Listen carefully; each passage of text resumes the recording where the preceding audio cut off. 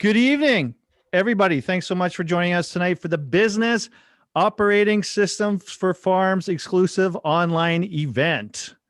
We will be covering the topics of coaching, networking, and business operating systems in the context of farming. Speaking directly to you, our audience tonight, my questions for you are this.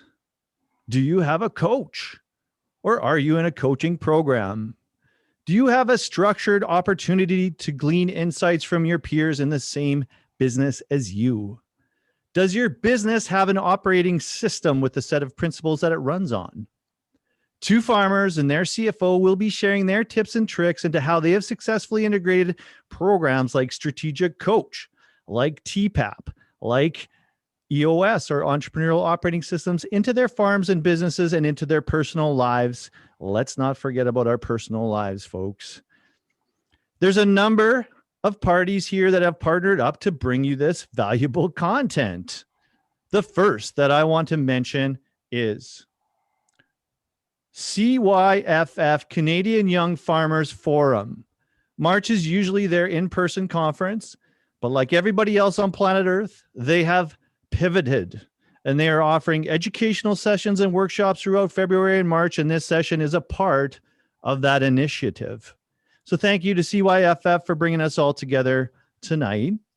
Their goal is to assist young farmers to become leaders in the field with innovative ideas and training. And if you are a young farmer on the call tonight, I can guarantee you are going to learn a lot from these, well, I was going to say grizzled, but they're still pretty young, industry veterans.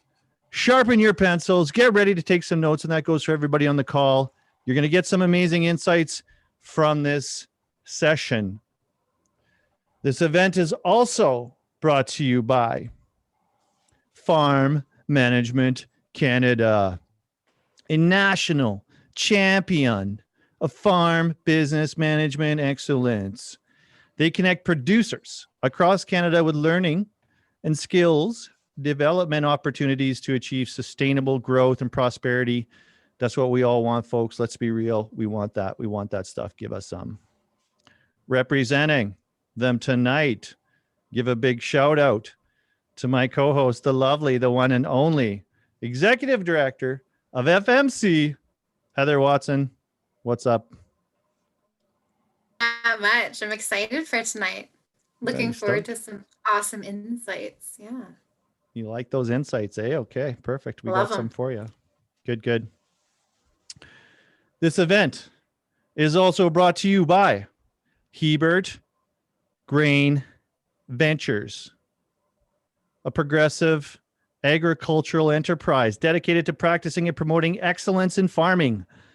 Their family and dedicated team members operate a large broadacre grain farm in Fairlight, Saskatchewan, and offer a range of other services.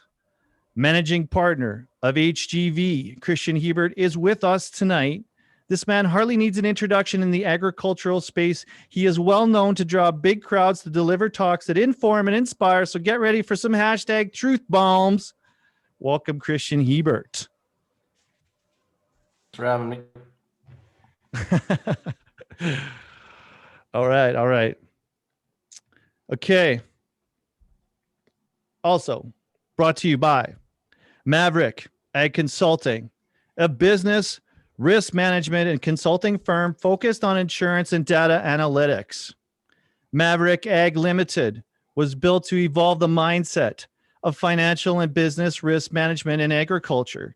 Their guarantee is the best way to have the future you want is to create it. Evan Schout is the president and co-founder of Maverick Ag, and he is the CFO of both Hebert Grain Ventures and Aberhart Farms, as it would have it. Welcome to the session tonight, Evan. Thanks for having me, Dan. Excited to be here. Perfect. Last but not least, tonight's insights were also brought to you by Aberhart Farms, Sure Growth Solutions, Aberhart Ag Solutions, Growing the Future Podcast, and Convergence Growth, all of which my little brother Terry is part of in one way, shape, or form, good or bad. We still love him. Welcome to the session, Terry. Glad to be here and glad you still love me. It's awesome to hear. Despite everything you've done. That's what a big brother's for. Okay.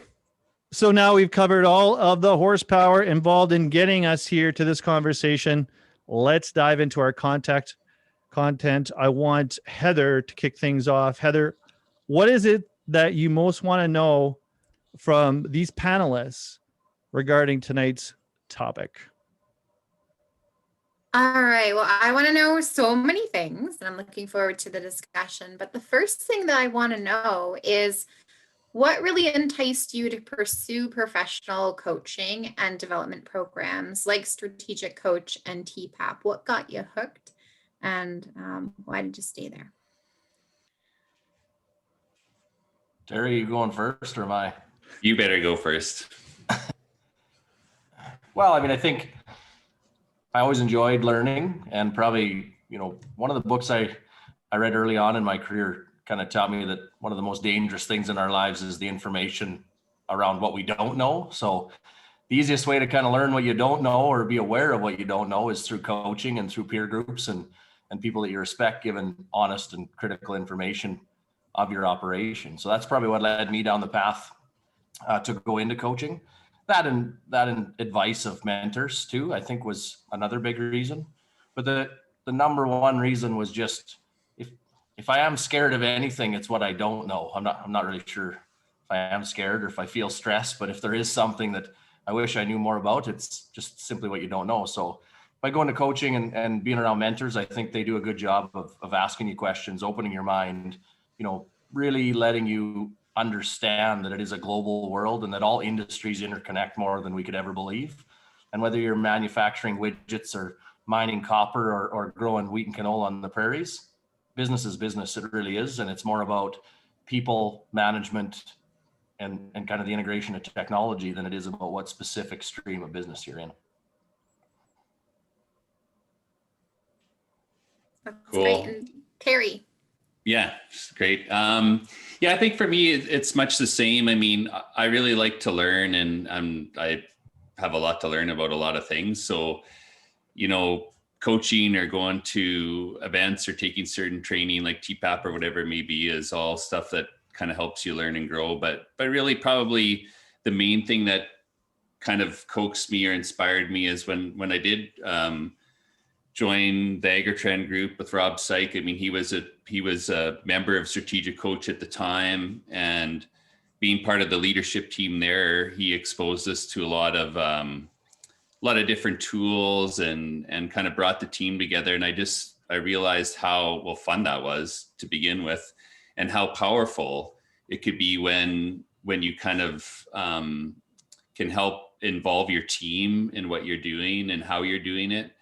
And so that really for me was kind of the motivation of following down some of these coaching routes. And it seems like the more you do, the more you want to learn more and surround yourself with people that are smarter than you, so you don't have to really be that smart. That's kind of my philosophy. I like that. And it's kind of like a drug. It's like a bit addictive, eh? When you learn one thing and before you know it, you're learning all sorts of things. And Evan, I know you're not, maybe the farmer in this scene, but have you pursued coaching and you provide coaching, and maybe some comments on that? I have, yeah. I'm a member of Strategic Coach as well as the other two. So for me, it was a little different scenario. I think when I joined Hebert Grain Ventures full time, it was more a catch up before it's too late. So it was more learn the language. So what people don't realize is when you join courses like Strategic Coach, it's almost like a brand new language to learn on growth, on getting out of the gap, on a whole bunch of different scenarios in life, whether personal and professional. So what I think was the main prerequisite is that I wanted to catch up with the leadership group in our organization and have those conversations on a higher level. The other thing was, through the public practice part of my career and in my public accounting days, I'd had a lot of mentors, but I'd never actually taken it to the next point of actually coaching and sitting down and trying to learn stuff about other industries and not just agriculture. And that to me was probably the biggest part of coach that's changed my viewpoint, is that we're still business. It's not any different. Agriculture, don't get me wrong, is a wonderful industry, but much like other industries, it's still run through a business. So for me, Strat Coach just made it that much easier to get your mind to change on the business side. I'm so happy to hear that. Farming is a business, something we tend to repeat all the time and have to repeat all the time. And Dan, can I ask a follow-up question to that as well? You sure can. Yeah, no charge for that. Okay. All right. So I was just wondering, I mean, in terms of your experience, if you could maybe, looking at kind of, then versus now, what would you say in terms of the impact of these programs and these opportunities on your farm? Like, what has been the noticeable impact from professional coaching, TPAP, and some of the other programs that you've been a part of and continue to be a part of? Maybe starting with Terry first. Oh, great. I thought, I could listen to somebody else's response first, but yeah. So yeah, I think there, I'll try to keep this short because I could probably ramble for the whole hour about the impact, but some of the feedback I guess we've gotten from the team or other people have heard our team talk about is just, getting more clarity. I think one of the challenges that you have as an entrepreneur is there's so much stuff going on in your head. And a lot of times you think you've maybe communicated stuff really clearly, but maybe you haven't done it at all, or you haven't done it clearly. So I think going through things like coach and entrepreneurial operating system for your business helps bring a lot more clarity to your team. And, some of the feedback our team has shared with others is that, I'm actually easier to deal with, which, maybe sounds crazy, but just more relaxed, more focused, more clear, spend more time with family. And so those are things, I guess, one of the things you don't always realize is as a leader, everyone's kind of watching you. And if you're coming to work, stressed out and not focused on what the important things are, I mean, that's going to filter down into your team and cause issues and tensions there too. So I think that's probably the biggest single thing, is just really remove a lot of stress when you can work through these tools, help gain more clarity on what you need to focus on and what's really important, and get yourself in the right mindset and your team and business in the right mindset. That's awesome. I love all of that. And I know you said you could go on forever, but I think that succinctly just wraps it up for us. That's great, Terry. Thanks so much. And Kristjan, how about you? I think I'd kind of put it into 4 buckets. So first it'd be people, in that they're an investment, they're not an expense. And start with your management team and then work your way down through your organization. And you don't have a business, you don't have a life if you don't have people. So remember to invest in that group of people, communicate with the people, where you're going, and really create a team environment. We talk lots that we operate like a hockey team, not like an organizational chart of a normal corporate structure. And I think that was probably one of the number one things that really tweaked in my head. As a CPA, you're always looking at expenses, and wages and labor are a big line item in every business. Now it's just a function of, it's an investment in order for us to create all revenue and margin.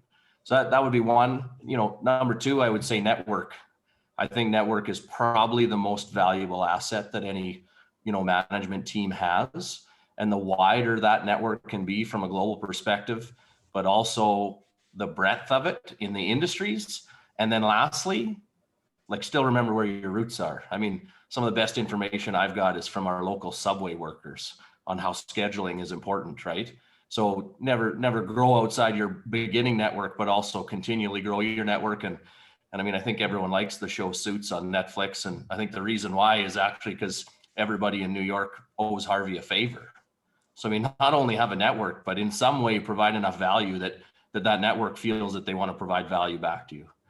Third bucket is time. Same as Terry. I mean, when I started Strategic Coach, their definition of a free day is you don't even check email or your cell phone, anything to do with business. And I was a flat out 0. I'd been a 0 for quite some time. I was answering emails on Christmas Day. I got nothing to lie about it. I may be up to 40 or 50-ish a year now, which is still a lot higher than 0, but nowhere near, the 120 or 150 they'd like. But Time's pretty important, and make sure you at least allocate what's important to you. And I think the fourth thing that I would put it on is just truly understanding yourself. I don't think you can lead if you don't know who you are individually, right?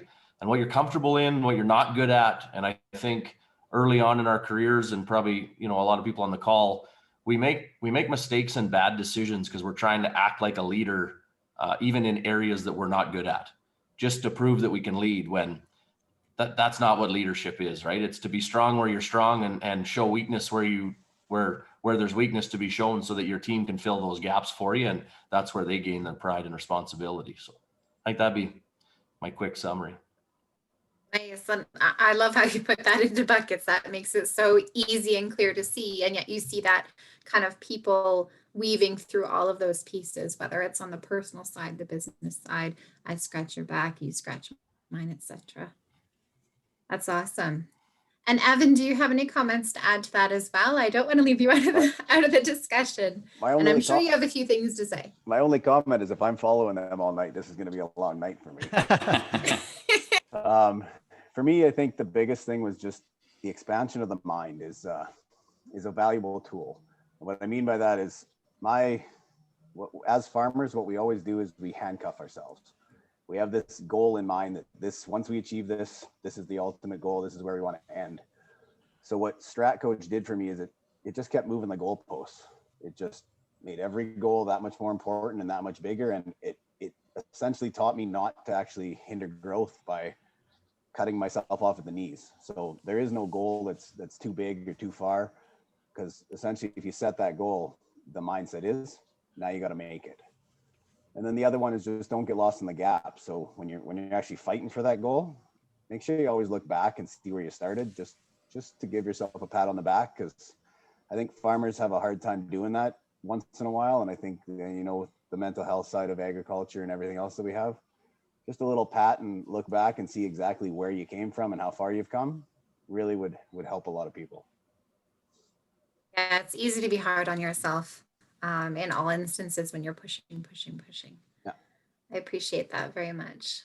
Well, thanks so much, guys. Shall I throw it over to you, Dan? Do you want to crack at these guys or what? Absolutely. And certainly you can jump in if you got some thoughts. You can raise your hand, or you can wave, or set up a smoke signal, and we'll let you in. But what I want to do now, folks, is we're going to keep the conversation moving along. I'm going to give everybody an individual question, and we're going to pick up the pace here. But what I'd really love from the audience is, do you guys have some questions? So you have the chat, you have the Q&A. Please reach out and ask these folks. They're here to help you tonight and to give back. And that's, I think, certainly one of the themes of coaching that you learn. You're given so much by so many people. It's incumbent upon us to continue to give to anybody else, if there's, specifically young farmers or anybody else that's curious about. But I want to start breaking down some of these barriers to get people into this coaching mindset and program. And I want to circle back to Evan. You alluded to in one of your comments, you said, we tend to think about agriculture as a different business. And I'm sorry, but when you go to strategic coach, 3 out of the 4 people that you meet in Toronto are financial advisors. Like, you're going to make a friend who can take care of your RSPs in strategic coach, but there's not that many farmers. And you have the perspective of working with farmers. You've been a farmer, you've been in strategic coach. Why isn't strategic coach full of farmers? Good question. But from my perspective, it's still the age-old mindset that farming isn't treated like a business. And it's not fair to say, because there's lots of farms that have pushed the boundaries and moved into that, that business mindset, that corporate culture, the teams, the career progression. But what I found is that there's still a lot of farms that still just run on the family legacy. And it's not a bad thing. It's just, when you go to strategic coach, it forces that move into, here's the business side. And I think that the reason that you see a lot of the financial advisors or whoever is in your group, and to tell you the truth, even in my group, there's not a lot. There's a whole bunch of different there's contractors, there's construction companies, there's a whole bunch of different industries. And it's just, farmers really like talking to other farmers. It's when you actually get to coach and you start talking about business and you see some of the other operations and how they manage people and how they manage operations, it's not different than a farm. It might not be agriculture, but how you manage people is no different on this farm to this construction company to this other organization. It's still management of people. So that's probably been the biggest thing for me, is just it has pushed us into that business mindset. And I think if more agriculture guys did attend coach and did make that shift, I think they'd see how much they could really learn from people outside the industry. We're really good at going to farm shows, and we're really good at talking to other farmers and peer groups and stuff in agriculture. I get the most use out of peer groups in groups outside of agriculture, because that's where it actually expands my mind. I like to think I know a lot in agriculture, and I probably don't know a tenth of what I should. But in order to get there, I find talking to other business owners outside of the industry is actually just as beneficial as inside. So you're bringing some ideas from other industries to what you guys are doing in ag. 100%. Yeah. Cool. Awesome. Terry, for somebody who's sitting there and thinking like, what is strategic coach? What would it be like? How do you get these insights? Can you paint a picture of what it's like walking into that room, what the day looks like, and how you come away with these insights, like the whole process? Yeah, well, Pre-COVID. just for those, yeah. So Strategic Coach is run by Dan Sullivan. It's a program for coaching essentially entrepreneurs. It's a peer group for entrepreneurs. And so we travel to Toronto once every quarter, and you get put in a room with a whole bunch of other people, as Evan said, from all kinds of different industries and companies. And I think the biggest value there is you're in a room with people that have like mindsets. They want to grow and they want to improve. And you quickly realize that everybody has the same issue. And I kind of agree with Evan. Like, I think in agriculture, we kind of come from this culture of rugged individualism where, we just think you should do everything yourself because that's what we used to do. And even whether it's agronomy coaching or strategic coach or whatever, sometimes people struggle with getting help. But anyways, you go to coach and you go in this room where it's a safe environment. Nobody knows you. They're not your next door neighbor. And you can honestly really open up and talk about the issues and the challenges. And Dan Sullivan has been coaching entrepreneurs for 30 years and some of the best entrepreneurs in the world.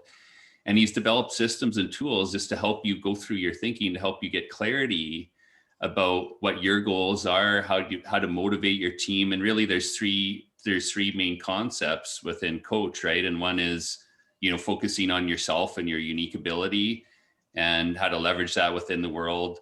The second one is, how to create a unique ability team or a self-managing team around you, and really how to manage your time and this free time concept and focus time. And so I think especially in agriculture and all entrepreneurs, we really struggle with time management. That's what I did and still do, but it's greatly improved since then. And probably one of the biggest transformations for me personally going to coach is realizing that it's kind of counterintuitive how we feel as an entrepreneur in our business. We kind of feel like we're responsible for everything and everybody, and you usually come last. But I realized like you actually have to take care of yourself if you're going to be a good father, a good leader, a good partner.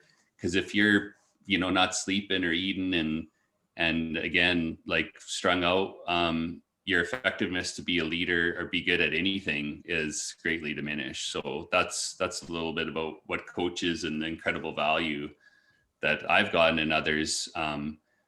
Everyone in coach kind of has a very similar kind of experience and value that is brought into their life and their business when you talk to them. So glad you're working on your attitude. You're just doing great, Terry. You're just keep working on that attitude. We got a lot of questions here. Some good comments too. Somebody just joined coach because of Kristjan's interview on harvest profit. So that's really cool. There's some talk about peer groups. Some question, which is better, strategic coach or peer groups? And Evan had answered that peer groups help working in the business versus coaches working on the business. And just to clarify a little bit of what we're talking about tonight is strategic coach is more for the entrepreneur focused, the individual to bring back to your teams. Entrepreneurial operating system would be more focused on the team. But I wanted to ask you, Kristjan, you went to TPAP and you brought back the agricultural world, a concept that you espoused, and it grew and it became a theme, and so many people, it resonates today over and over. I mean, I'm sure if you Google it, it comes up on Twitter almost daily, the 5% rule. How is it that you've taken some of these tools, internalized them, and sort of got them out to your team from things like Strategic Coach, EOS, TPAP, beyond the 5% rule? Can you give some other examples of how they work in your life, in your business? Yeah, sure. I mean, I kind of got one personal, simple kind of statement that I use that solves most of my problems or creates any business I'm part of. And, I kind of believe that all ideas or businesses are formed on a three-legged stool. So the seat of that stool is people, and the three legs are time, brains, and money. And if you have any problem or any idea or any business, those are really the three legs that you need, but people is what holds it all together. And so that's really what TPAP showed me, right? Is the 5% rule all came from a conversation with Danny Kleinfelter. I've told the story lots of times where, he kind of grilled me on why we weren't seeding 24 hours. And I used kind of every excuse that I could. In Southeast Saskatchewan, it's cold and it's wet, and we got big air seeders and there's sloughs, and how am I going to get anybody work at night? And he said, well, I'll just kind of reframe the question. It's 3 years from now, you've been seeding 24 hours. What did you do to fix it? Now, if anyone that's been part of coach, that sounds pretty similar to the R factor question from Dan Sullivan, right? Is one of the easiest ways to reframe your mind is move into the future and picture it as if you're already doing it, and then go back and find the solutions instead of running into the wall. So that's really what TPAP did for me, is talking to other producers. You start to understand that your problems are the same as every other producer in the world, right? In the US, they'll talk a bit more about water than we will in Canada, but people, cash flow, how do I learn to choose which opportunities and which decisions I need to make, when I do them, et cetera, the timing. It is the same for every farm in the entire world, right? What generation you're in, what line of business you're in, it doesn't affect it much. And if you get deep down to it, I mean, a lot of farms will say Mother Nature is their biggest worry, when I'm sorry, policy is our biggest worry, right? We go back 3 months and we got drama teachers and Twitter accounts running the two of the biggest economies in the world. We have no function over that as farmers, and yet it's highly applicable to our income statements. So let's try and set our businesses up to get hedges against that, because there's risk management systems and there's business solutions to deal with virtually every other problem in your farm. You just have to be willing to talk to the right people, or join the right peer group, or get the right mentor in order to find the solution and not block yourself off from it. And I think TPAP, was my first step to opening up my mind to the global size of our industry, other businesses, and that the biggest issue in all businesses is actually the leader. Nothing else. If the leader can't open their mind, the business will continually hit roadblocks. Awesome. So we're halfway through our session. We've been talking about working on yourself at Strategic Coach. Let's open up the topic a little bit to peer groups and networking, and then we'll get into EOS and great interaction as we went here. Had some comments that two of my biggest influences to consider going to TPAP are Kristjan and Terry. Thanks for setting a good example. Also, clarification, TPAP's executive program for agricultural producers, just for anyone that hates acronyms as much as I do. And I apologize. I used to work at John Deere, and that was one of my banes of my existence, is we were always using acronyms, and not everybody knew what things like AMS was in the beginning and stuff like that. So Laura, I will get to your question about EOS, but I just want to talk about peer groups and the value of peer groups. And I know we have on the call today somebody who's running a number of peer groups, actually Rob Sake, but Terry, you're in the power farm. Do you want to tell folks about the value of the power farm? And I understand maybe Rob can send a message too about the availability of new slots too. He can sell some slots tonight for future peer groups while he's at it. Yeah, I think any peer group is great. We've had the fortune of being part of the Power Farm group for now, I don't know, maybe 7 or 8 years. It's been quite a while. And, I think it's similar to Coach in a way where you can open up and talk about, your issues. Everyone's far enough apart that we're not competing against each other for land and resources and that kind of thing. And what I found really has been really awesome now, after so many years, like some of these people become your closest friends. They might phone you to ask you what kind of gift they should buy their wife for their birthday or something like that. And, you know, they're kind of lifelines sometimes when you're struggling with something. So our Power Farm group was going today and the next 3 days and afternoons virtually, of course, because we can't get together, but just sharing different ideas. And this is even, you know, Kristjan and I used to network quite a bit when we first met each other too, and still do. Just every farm, every individual has great ideas. And if you just take one or two of those great ideas from each member of the group, rather than everybody trying to reinvent the wheel themselves, I think that's where the biggest value is, you know, having that mindset like, hey, let's work together and make the pie bigger. Let's improve the industry and improve the opportunity for everybody, not have this scarcity mentality as I don't want to, you know, let my neighbor know my secret because they're my competition. Well, I think in business, you're competing against yourself in a way and the ability to survive. So yeah, the peer groups have been great. I also agree with Evan. I purposely went to coach because I want to get out of that mentality that, you know, it's always done this way in agriculture and you can't do that in ag because, you know, you got to make rain when the sun shines, or you can't do shifts, or you can't do 24 hours. And I think that's just a bunch of malarkey. I think that's old mentality and mindsets. So I actually like being challenged by, you know, bringing different ideas in, but the peer groups are great. Awesome. Well, talking about networking, one of the effective parts of something like Strategic Coach is that you're paired with people that are somewhat on your level of, you know, having the same problems. Because I think you have similar problems all the way along, but there's different problems at 1 million, 5 million, 50 million, 500 million. Let's be real. And so, Kristjan, I mean, I'm on the outside on the signature program, looking in on the 10X program. You know, tell us a little bit about some of the cross-pollination between some pretty wild movers and shakers in other industries that you've been privileged to meet and had your mind exploded by. Yeah, I mean, I think there's still that function of the business is still the same. Doesn't matter what group you're in. I agree the discussions are slightly different. But I mean, some of the best ideas I've had are out at, you know, guys that run construction companies in Chicago and have 500 employees. And I mean, you think the rain affects them, right? See, they tell me what a rain day does to their bottom line. And I feel guilty even mentioning that I thought a rain day was a bad day in seeding anymore. Right? Or, you know, same thing with, I got a copper manufacturer in Dubai. He's got something like 13 different languages in his plant that he has to deal with barriers when it comes to writing SOPs.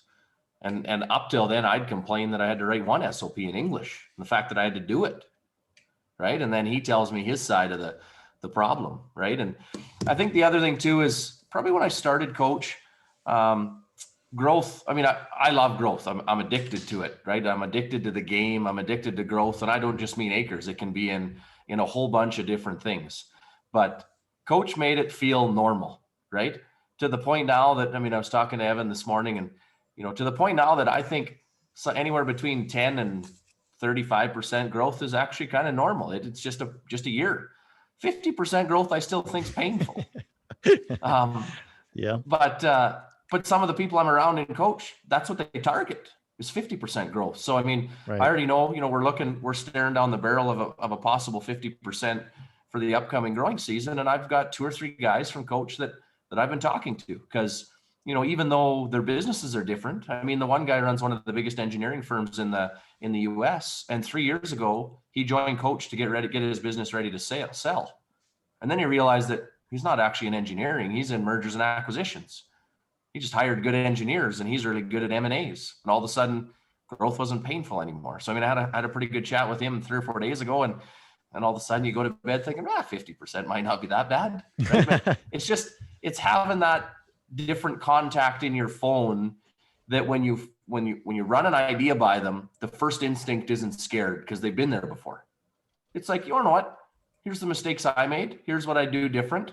You know, have you went back and thought where do you want to be in 25 years? And is this part of the path to get there? And is it one of those opportunities that it's just a timing issue, but it's still the right opportunity? Or have you got yourself convinced that you need this opportunity when really you don't need to? And I think that's been kind of the neat part of that 10X group is that very rarely is no the right answer unless it's to save time, right? A lot of times we say no out of fear when really the only time no is the right answer is if you're trying to guard your personal time. Then 100% it is. but you shouldn't just usually say it out of fear. There's usually a solution to get around that. Interesting. Heather, you got your mic on. You got some thoughts? You had some questions or? Not really. I'm just enjoying Oh, listening. I turned my okay. mic on because I didn't want you to think I was like not reacting. And the whole time I'm like, yes, ooh.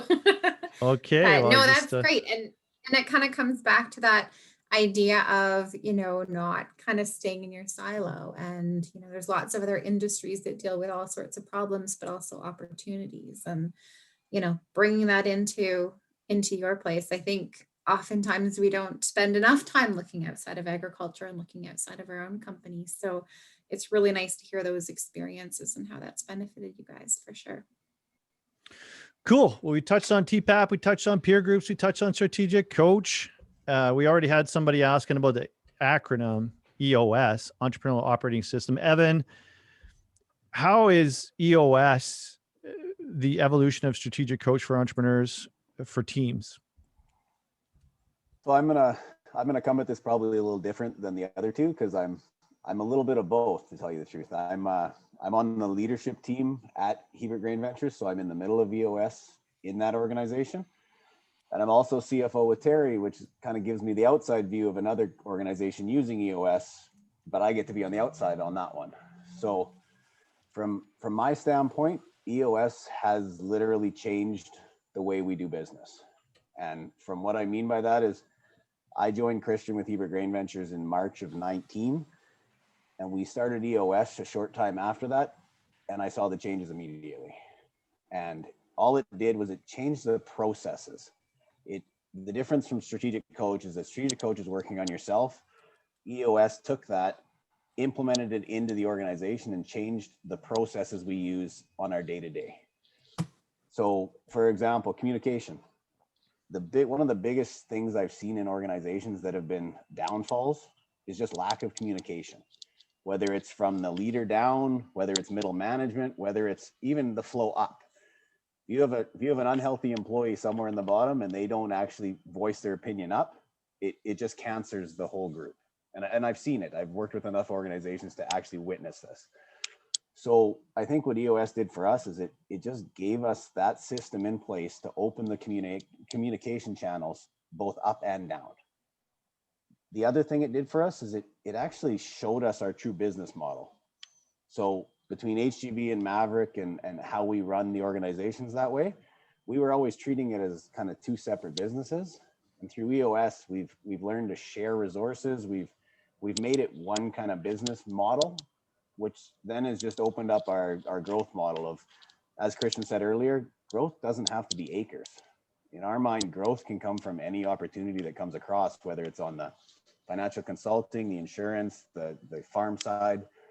It just literally gave us a whole set of internal processes to run our business better. Sweet.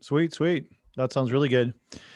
Terry, you took a giant leap to get into strategic coaching to work on yourself. And I think it was probably an easier sell to go to EOS after some of the people in the organization had seen the positive benefits. But is this a big leap to bring coaching into a farm team? I mean, is it shocking? Is it troublesome? Is it challenging, or did everybody just eating it up? How does that look?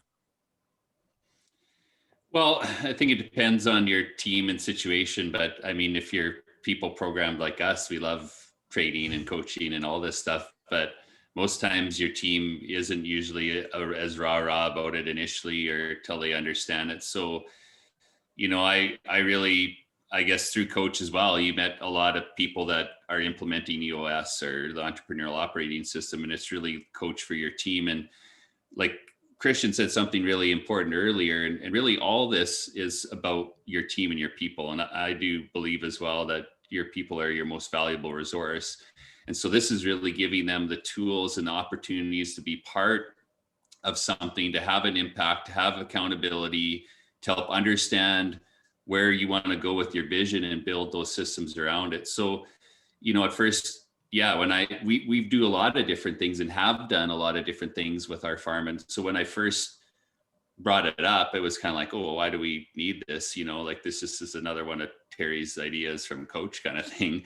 But we follow through with it, and we started as well. And we started in November, so we're only a few months in, but the change has been pretty immediate and pretty dramatic. We're still learning a lot of things, but just the clarity of communication and conversations, like when we have our L10 meetings now, which is one of the concepts within the structure, we get an incredible amount of stuff done. And when we talk about a problem, like we actually discuss it and solve it, where before we would just talk about problems, but there was no solution or answer, and we're just stepping on the same rakes over and over again. So I think what it really has done is kind of, there's some uncomfortable moments through it. Like anything with leadership isn't always easy, and bringing your team up to be leaders as well is something that, you know, sometimes there's some uncomfortable moments in that, but it just elevates how everyone can work together and really shares a lot of the load and responsibility and accountability from the individual, right? And together is better, right? Like when you can share that with a team, it's a team concept. You know, you can't just have a quarterback that has no receivers that are on the same page, right? Like everybody's got to work together. So that's really what we've seen. Getting some really good questions here. So Terry, just sticking with Terry here, did you hire an EOS coach or read the book or implement it yourself? We did. We tried to we self-implemented EOS for a couple of years by reading the books and just doing that. And then, you know, I talked to Kristjan about as well, another coach of mine at times, because they had started through the process, and you know, it's the same thing. The coach has some descriptions about self-implementing that I won't share on the call here for, you know, GP purposes. But yeah, I mean, you know, having a professional like the company is coaching something like 60,000 companies worldwide. This is what these people eat, breathe, and sleep every day. And so, you know, that's what I trust. I trust people that are passionate about what they do and want to do nothing but that all day long. And so we implemented Coach on our own for probably 2 years with probably 10% success. And then working with a professional facilitator, it's just been unbelievable how much more powerful that's been. There's a question here from Janelle Kuntz. Hopefully I'm saying that right. She's asking, to your comments about networking, Kristjan, maybe it's hard for some people to be able to relate to having these, well, they start out as strangers, but they become really good friends, numbers in your phone to contact them. How does that work? You got people asking you questions, you got them. Is it an exchange of value? Is that how it works? Can you describe that for the folks? Yeah, so I mean, I think we all have two types of contacts in our phones when it comes to network. I mean, we all have family and friends, but when it comes to business contacts, there's two types. There's three types. There's the ones where, you know, currently you probably provide more value than you get from them. But obviously the reason is one, you thoroughly enjoy mentorship and somebody did that for you, or you actually just truly believe the person's a rock star and probably going to blow by you. So you'd like to catch a bit of wave as they move, right? Then there's the ones that we'd probably deem as peers that we share numbers with. You know, Terry and I will touch base every couple of months, et cetera. And it might be we might not talk for 6 months and then talk for 6 hours while we're in an air seat or just needing to stay awake. But that's when we share all the ideas.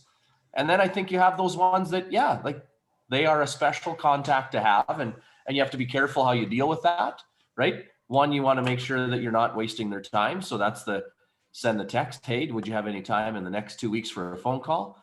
And two, make sure you're truly phoning them for a piece of advice or an opinion, not to try and sell them on something or to give you a free lift, right? And I find that those top-notch contacts, and I mean, I can think of a CEO of one of the multinationals I just texted this morning to say, hey, you got any time in your calendar this week? I just need 15 minutes. And honestly, it has nothing to do with he grew up pretty close to me here and our grandparents are friends, and it doesn't have much to do with the farm or anything. It's like, I'm pretty sure you've been where I am right now, probably 5 or 6 times. That's why you have the job you do. And I just want you to, I'm going to lay out 2 or 3 scenarios and I want you to vote. And then if you're inclined to give me some advice, that'd be great too. Right. But I think it's just how you approach each one of those contacts. But yeah, I mean, I don't lie. My personal goal is that everyone in my whole contact Rolodex owes me a favor because I've given them one sometime in my life. Because that's powerful. If you got a big Rolodex and everyone feels that they owe you one because you were kind-hearted enough and believed in them enough to give them some value sometime in their life. And I think that's more important than money in the bank in a lot of instances. Good advice. No, pay it forward. I would say this is a question maybe for Terry and for Kristjan, so we could get both of your takes on it quick. What's the main challenge to the employee to adopt new technologies? Terry, do you want to take a stab at that? I'll let Kristjan go on that one first. Okay, Kristjan, you got this. I would say the number one roadblock for employees to adopt new technologies is when the leadership team doesn't give enough clarity around why we're doing it. If it's just you need to do this because it's important, that doesn't tell them much, right? So I can go something as simple as Voxer. I mean, we use it for all our team communications. And when you sit down and explain, we don't need 15 emails and 100 text messages about which field the sprayer is going to. So just put it on the Voxer sprayer chat, and the 8 people that need to know about it are going to know about it. You don't have to make 8 phone calls. You don't have to, and everyone's up to date, whether you're on the morning shift or the night shift, and really walk through why that technology is important, right? And then, I mean, you can go to the next thing of we use QuickBooks Online for our accounting platform, and why the labeling of invoices is important by our shop crew. Well, I mean, we're only 6 to 9 months away from AI doing all of the sorting of our invoices to the point that a machinery repair invoice will get sorted down to every single implement based on the code that it's been given. And I mean, that data and how that can help us on not what are we going to trade a semi, but we are going to trade semi number 3, because for the last 3 years, it's been our highest repairs and highest per kilometer charge we don't even need to think about it. We have all the data on it, and explain to them why that's important. So I truly believe the number one reason you'll see an employee fail with an adoption or implementation of a new technology is, Mr. Leader, just take a look in the mirror. You failed. Are you talking to me now? You're talking to me directly, Kristjan? Because you're reaching out to me. I'm actually looking at myself here. Is Kristjan talking to me right now? It's a bit spooky because I had this feeling today. I love it. I love it. Oh man, that's so wise. So here, I want to have Evan do this one. And if anybody else has any thoughts, well, Terry, I guess we were going to hear from you. Do you want to go on that employees one, or do you want me to just move on, Terry? You got something important, profound to say? It's all about the why. Yeah, I agree with Kristjan. I was going to say more or less the same thing. So we're good. Perfect. That's cool. Yeah. How do you, Evan, how do you avoid diseconomies of scale with rapid growth? I've found as a farm grows past a certain size that it's harder to keep our costs at the lowest level of the cost curve. You got some graphs and charts you can share? I could go for hours, but I don't think you want that on here. The biggest thing I think is just, you got to be truthful with yourself. I mean, if you're just expanding for the sake of expansion, the numbers are never going to work. And you can make it 7 ways from Sunday, it's still never going to work. But if you're expanding because it fits your business model, or it fits the strategic plan of the farm, or even as simple as between Kristjan and I, Kristjan has actually posed the question to our team to see if they actually wanted to expand from the labor perspective. They got a vote on the last expansion, because if our labor staff doesn't agree that growth is the way we want to go, that doesn't fit. So on the economies of scale side, I mean, whether you're looking at numbers or people or however you want to pose it, you just need to have that team in place to do it. Because from my perspective, if you're going to fail on an expansion, I can run the numbers on equipment, I can run the numbers on utilities, inputs, however you want to face it, we can make it work. But you can't do that with people. So most of the economies of scale, or the diseconomies of scale, if you want to say, on expansion, comes down to your team and how the growth inside the organization. And it ties back to EOS of, we're putting these processes in place now because at the size we are now, we're happy with where we are. And even Terry's side of the EOS, I'm sure the processes are going in place because you want the organization to be strong. So when you do get that growth or you do get that expansion, it's not a hurt. It's essentially, we already know that we have the people in place, or we have the processes in place that we can get new people and they just slide right into the curve.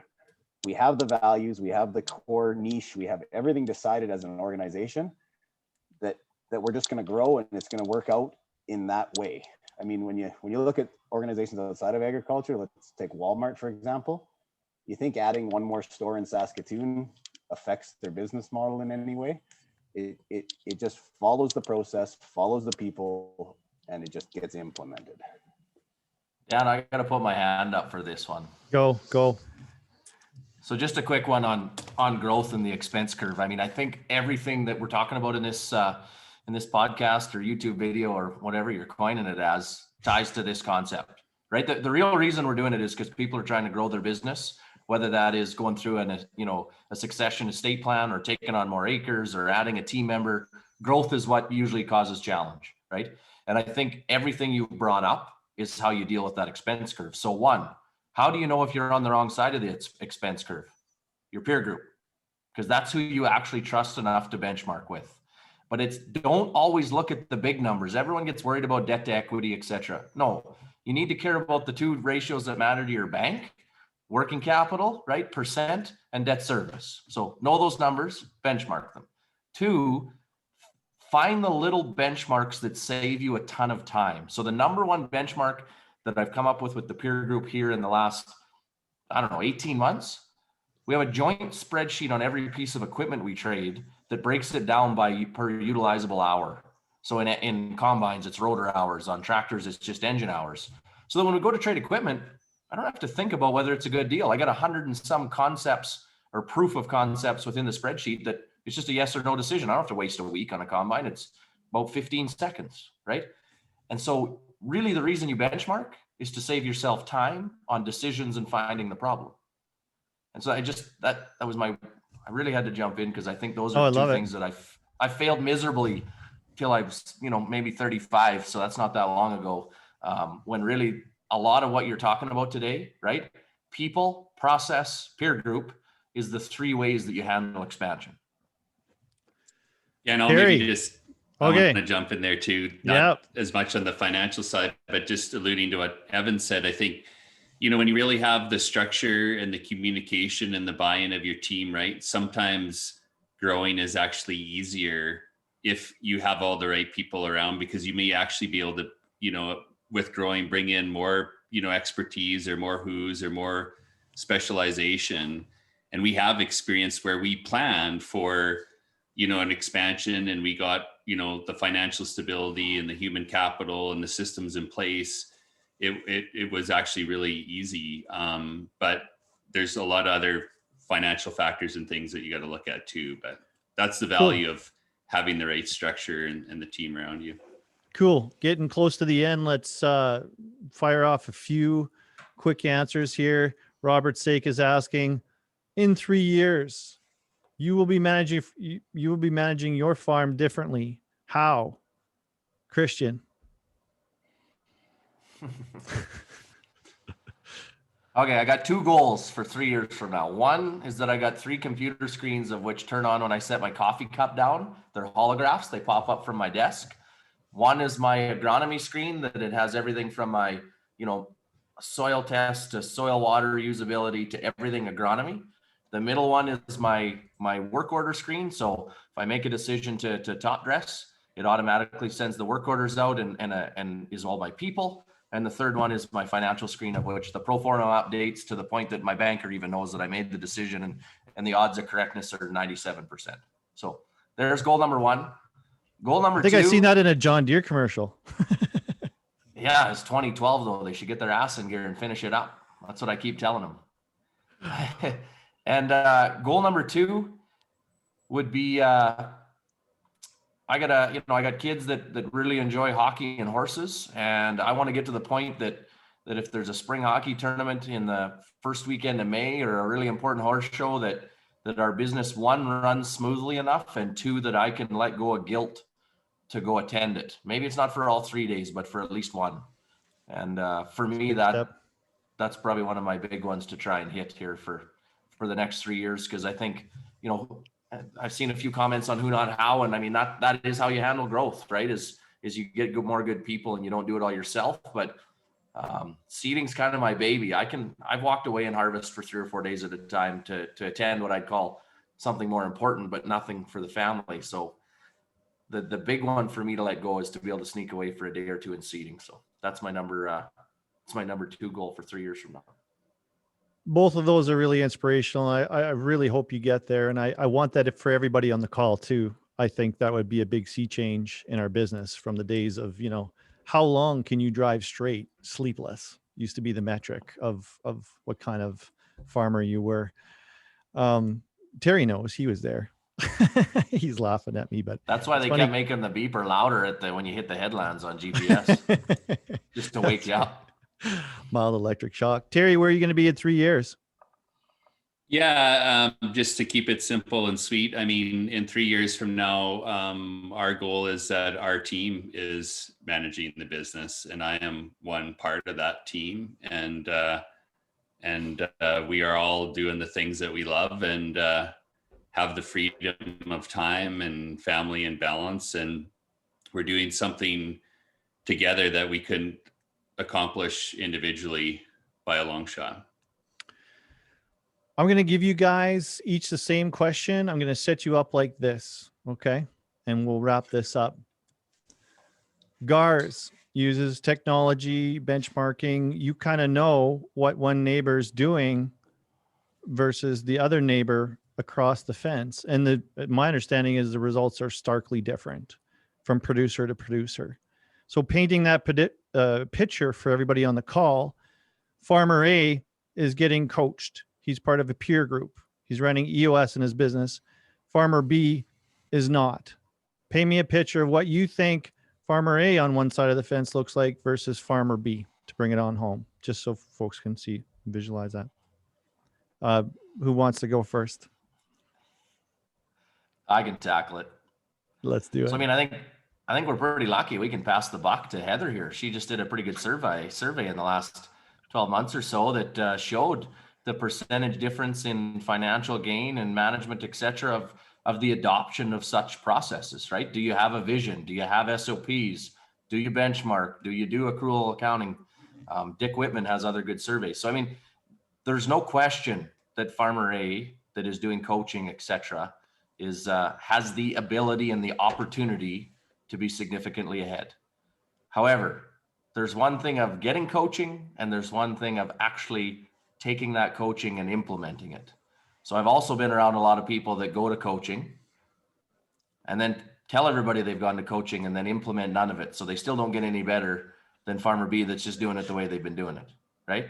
So I think it's not necessarily the coaching, it's the willingness to learn from your mistakes and surround yourself with people that are better at everything that can be done than you are. And you're going to find one thing that you are the best at. It will show up sometime once you get around the right people, but excel at that and don't be afraid to ask questions of people that are good at stuff, whether that's a coach or a mentor. And when you see a question in Heather's survey, phone her up and ask her what she learned and glean from the participants, right? If you got a VR question on how to actually implement it on your farm, phone Terry, right? You want to start your own podcast and understand, like, Dan, it's funny for you to joke about us doing auto steer and staying awake. Try starting a brand new business with a little kid. How was that for you? Yeah. Right. Like, you just got to find the right people that have found their way to fight through adversity and challenge, right? Our number one value at the farm isn't some great big long statement, that you'd see at one of the big Fortune 500s. It's can't isn't an option. We find a way to win. But the way we find a way to win is everybody on the team believes that, right? And it also has to be of how do you define losing, right? If your definition of losing is just something we could have done better and we're going to learn and beat it even better next time, can you actually lose? I think I can only win or learn. So it's pretty easy to follow the value. The biggest thing is just don't quit. And so I think that's my big thing is Farmer A or Farmer B. Farmer A just has a mind that's willing to learn and that understands that the only constant in our world is change. So find a way to adapt quicker than everybody else and you're going to do just fine. And if you have problems, and believe me, I have, feel free to reach out to mentors and people that you think have had those challenges, because it will really surprise you how many will take the 2 minutes to give you their opinion and help you out, because they felt lonely too. They felt guilty too. And I think that's the number one thing that draws us all together is the feeling of loneliness and the feeling of guilt are two things that entrepreneurs understand better than anybody on this earth. Well, I don't know about anybody else, but I needed to hear that today particularly. So thank you. Strikes home for me with the day that I've had in entrepreneurship. But Terry or Evan, who's gonna top that? Go ahead, Terry. You sure you don't want to go first or what? I've learned to follow. Okay. Yeah. So, I mean, I'm going to go back to the sports analogy a little bit is, and I think it's really relevant, but you could take a team like Farmer B is kind of could be the smartest farmer, could be the best superstars on the team. But if they're all focused on themselves and they're not working together and they don't have a plan, they don't have the coaching, that team that's full of grit and hard work and give a shit about what they're doing. They believe, they have the systems, they have the coaching.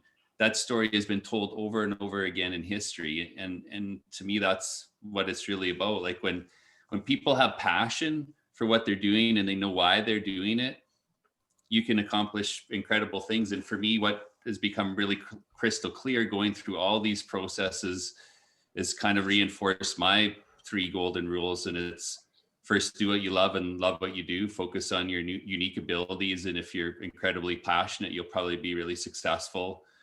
2 is if you surround yourself with amazing people, you can accomplish amazing things. Those are the who's in your life, and believe in what you're doing. And thirdly, just do the shit that matters. Just focus on the stuff that really matters to you and your team. And people will go to incredible lengths to do whatever it has to be done if they believe in what you're doing and want to be a part of it. Man, I'm sure everybody on the call wants to just start farming right now. It's highly motivating moments. It's good stuff. Really good stuff. Evan, bring it on home. Yeah, I think I'm not going to go into a deep, long one like those two. I'm going to actually look at my board that I have up in front of me that our team looks at every day. I got 2 quotes on it. The one, if you always do what you always done, you'll always get what you always want or always got. And that was Henry Ford. And the other one I have is, whether you believe you can or believe you can't, you're right. And I mean, those 2 just pretty much encompass my thoughts on the Farmer A versus Farmer B. Is one's different, one's willing to adopt, one's willing to innovate. Change is constant. Innovate fast and dream big. Yeah, I love your mantra there. The best way to have the future you want is to create it. And I hope for everybody on the call, it moves you forward into that space. Or maybe someone was holding you back, or maybe you're wondering a little bit, but there is not a human being on planet Earth that would not benefit from coaching in virtually every area of your life. If you want to get really good at everything, get a coach.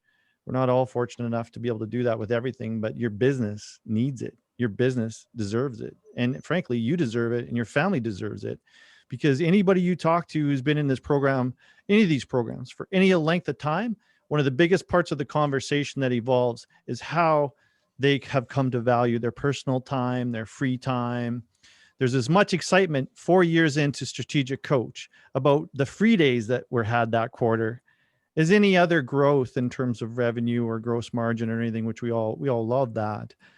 But it's just the quality of your life, like Kristjan and Terry and Evan are talking about, is absolutely priceless. And yeah, we got some really good feedback. I hope everybody really enjoyed it. And there's going to be some great takeaways. We'll share this we'll repurpose this as we always do. Everything, you'll see it everywhere as you usually do, hopefully. And I feel like, Heather, you're full-time into this all the time. Did you have anything else you wanted to share about this session, or any of the questions or thoughts? Yeah, I'll try and keep it short, which is always difficult for me. But Kristjan, thanks for pointing to some of the research and things that we've done. We've done some research into the adoption of practices, the effect on profitability, but also the effect on mental health in the past year. So we've got lots and lots of information to go on, but I think you guys are living proof that it really does resonate, and it really is true when you can find, that guiding light that brings you clarity and helps you focus in on what you need to focus on, but also helps kind of illuminate where others can be surrounding you and supporting you. It's huge. I keep thinking of kind of the looking outside of yourself, whether it's, yourself as a person or even as an industry, just, those unknown unknowns, all these phrases keep coming to mind. What got you here won't get you there, etc. But, we talk about it all the time, and the farmers kind of say, well, prove it, prove it, prove it. And I think you guys are living proof, and you're so eloquent when you speak about it. I'm so jealous, but in a very, very good way. You can tell that you've lived it and you breathe it. And that's why you're happy to share it with others, because you've seen the help that it's had for yourselves being in this network and being part of this, open and vulnerable system of, look, I might need some help, and maybe one day I can scratch your back. So I just want to say a huge thank you for letting me be part of this, really letting me, just experience this with you guys, and Dan for inviting me on. It's been truly wonderful. And thank you for being such amazing advocates for farming as a business and lifelong learning. Well, we're getting some really good feedback. That means a lot. Some really, really good feedback. And I know it's one of those things too. Like, I think, Kristjan, you're a pretty busy guy, and you don't always give, you can't always afford to give you got to protect that personal time. But I think, if I might, you came on the call tonight because this was an important topic that you want to share and give back. Because I think, like everybody on this call, you've gotten so much from it.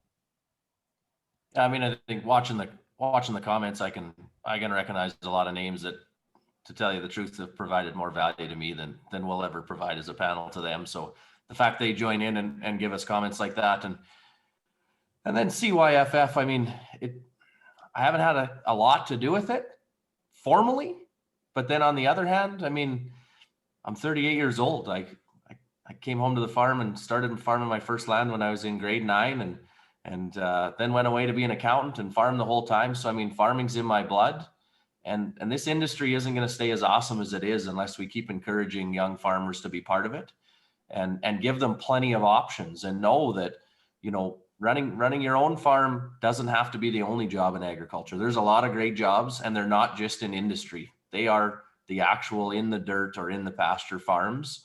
And tech is actually creating a lot of cool jobs in agriculture, where you don't have to have the risk of being an entrepreneur if you don't want to, but you can still have all the thrills and be surrounded by great people. So, I mean, I encourage everyone to participate in events, to try and inspire and hopefully show young farmers that it's okay to be worried or to feel guilty or not know what to do, because we've all been there, right? And it's mistakes that eventually create wisdom that you hopefully, guide your way and surround yourself with a great team to get there. Well said, my friend. Thank you so much for coming on. Thanks, Terry. Thanks, Evan. Thanks, Heather. Thanks, CYFF. Thanks, FMC. Thanks, Hebert Green Ventures. Thanks, Maverick Ag. Thanks, all of the companies Terry's involved with. What I want to say is, I got one question here I want to answer. And that question is, where does one start? And I'm saying to all of you tonight, you start right here with these folks that I can guarantee you, if you reach out to any of them, they will respond because they've had it given to them. They'll pay it forward. You ask them how they did it, and they will help you with whatever your problem is. You start with your network here tonight. So Evan, Kristjan, Terry, Heather, I just volunteered all your services to, 75 folks still on the call. No big deal. But how many of you will reach out and start and end up in a completely different place in 20 years, my friends? Because it's a 1-degree turns that puts your plane in Maui, not China. I don't know if that's a good example, but if you go straight for a long enough time in your plane, doesn't matter what kind of 180 you do, you run out of fuel. But if you make a 1% change every day, you'll likely get where you're going. And that's all anybody on this call does. And so here you are. Here's your start. Reach out to any of these and they'll tell you how to get going. So thanks, everybody. That's it for tonight. Been a pleasure. I think we provided great value to a bunch of folks. And you see the feedback. So I'm sure that's as big a reward for you guys as anything, to share all the greatness you've gotten from coaching in your lives and your teams and your business. So congratulations and thanks so much, everybody. Thanks a lot. That's everyone. it. Thank you. Thank you. Have a great night. Yeah. Bye for now.